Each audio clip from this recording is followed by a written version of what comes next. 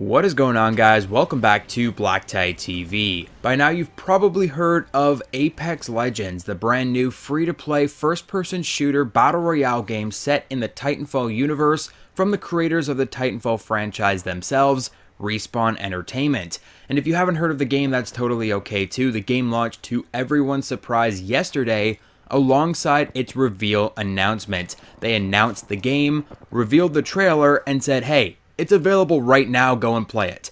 So it's taking the world by storm. It is an incredibly innovative and strange way to market and present a game. And so for those reasons, as well as I am just really enjoying the game right now, I'd like to talk about the game today with you guys. Now, before I go any farther, I should specify that I am not an Apex partner. You've probably seen hashtag Apex partner, hashtag sponsored by Apex, etc., around the interwebs. They invited a ton of content creators out before the game actually launched to practice with the game and give their feedback. I was not one of those people. I'm just basically talking about the game because I think it might be my favorite battle royale on the market right now. It certainly trumps Blackout for me, Call of Duty Black Ops 4 Blackout. In fact, this game, in my opinion, is everything Blackout aspires to be. This is what Blackout should have been, and that's what I wanted to talk about in today's video. So I'm really enjoying the game, and I want to gush about it with you guys today. This is in no way a paid promotion, sponsorship situation, though Respawn, if you're watching, you want to hook a brother up, I mean, I wouldn't complain. I just really want to see this game succeed, given I'm having so much fun in my placements, and in my opinion, this is the first true competition in the Battle Royale genre for Fortnite, at least as far as it comes to first-person shooter takes on the genre. The gameplay you're seeing today is from my first few games, my first couple wins in the Battle Royale of Apex Legends, and here you're seeing some crazy different clips with different weapons, including what I believe to be the meta of the game, which is the Peacekeeper shotgun and the barrel choke or the precision choke. This thing is ridiculously powerful, and you'll see me use it here and again at the end when I win a game with the same weapon.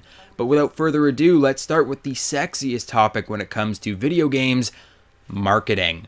I think there's something to be said about the incredible marketing of this title, given that there was no marketing scheme beforehand. There was no teaser trailer, there was no reveal trailer, there was no hyping the game up for months and years beforehand. And despite a few leaks over the weekend, for the most part, Respawn Entertainment put out a couple social media links that said, hey, come check out our live stream.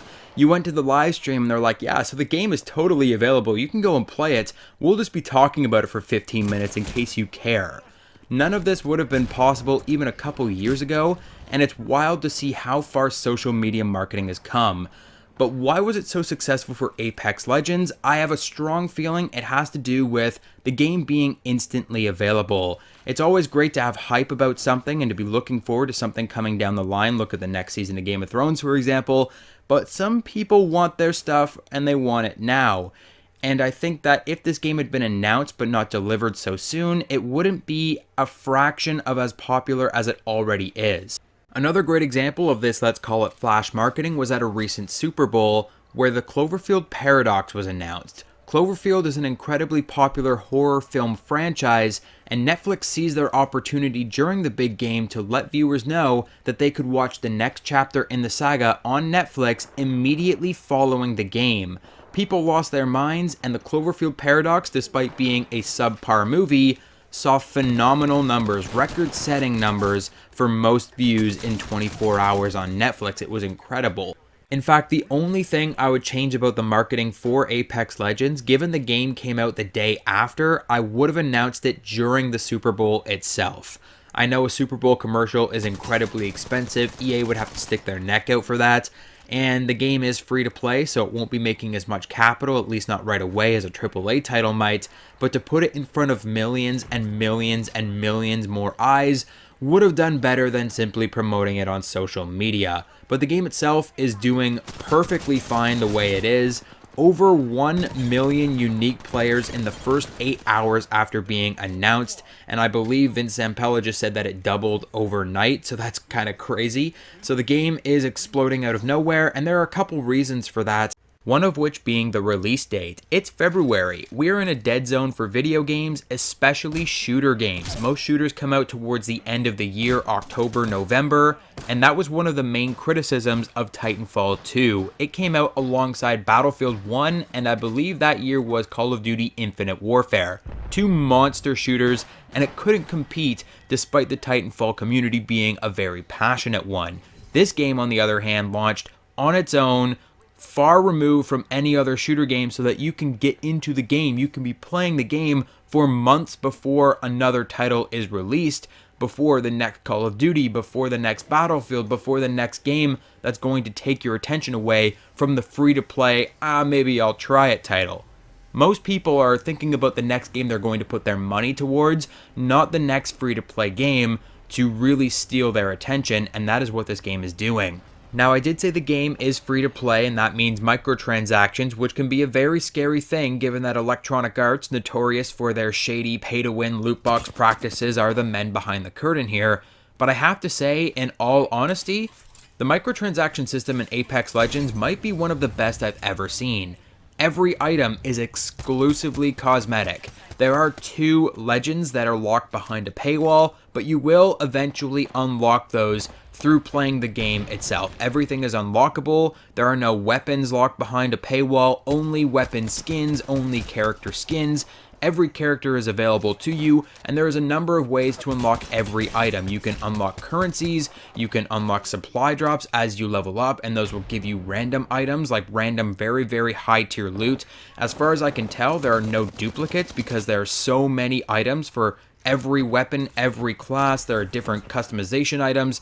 It's a really intuitive microtransaction system, and I think it's going to go a long way given that they are preparing this game as a service. I understand that can be a trigger word or phrase for some players given the poor treatment of games as a service in the industry recently. Fallout 76, I'm looking at you. But with Apex Legends, think Fortnite frequent updates, seasons of content, new modes, new weapons, new abilities and specialists, or legends as they're known in this game, new maps, because I can guarantee you there will be multiple maps. The map that we are playing on right now has a name, Kings Canyon. It's not just the Blackout map, it is Kings Canyon, and when you see other players online, it tells you which map they're playing the game on. So there will be new maps, there will be a ton of new content. In fact, a direct quote is content for years and years to come. Following EA's acquisition of Respawn Entertainment, they have bolstered the development team to work on multiple projects at once. So while Respawn Entertainment is still hoping to produce their Star Wars game later in the year, there is a team dedicated to Apex Legends updates 24/7, and that is incredibly exciting for the future of the game.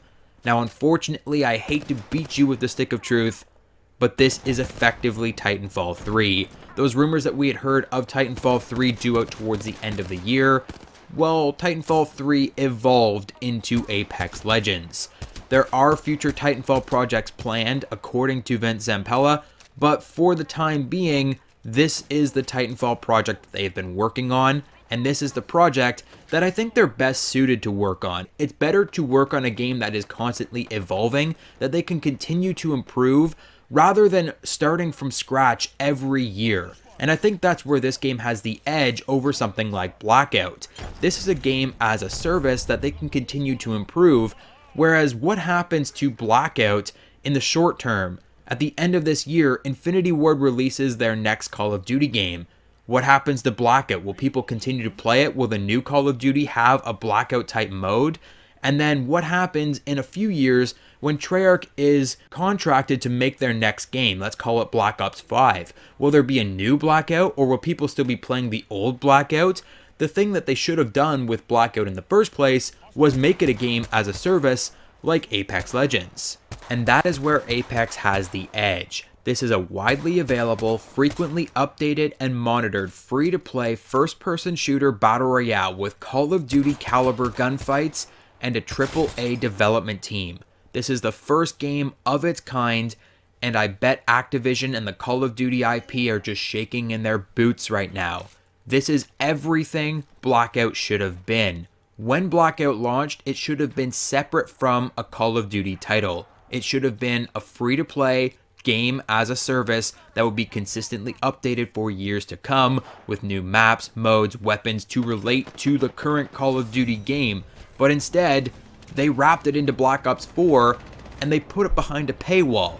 You've got to pay $60 to get to Blackout, whereas here, you can play for free. And the game is going to be updated for years to come. You won't have to worry about getting good at a game that's going to be gone in a year when they don't have Blackout in the next Infinity Ward game, or when the new Blackout comes out in Call of Duty Black Ops 5.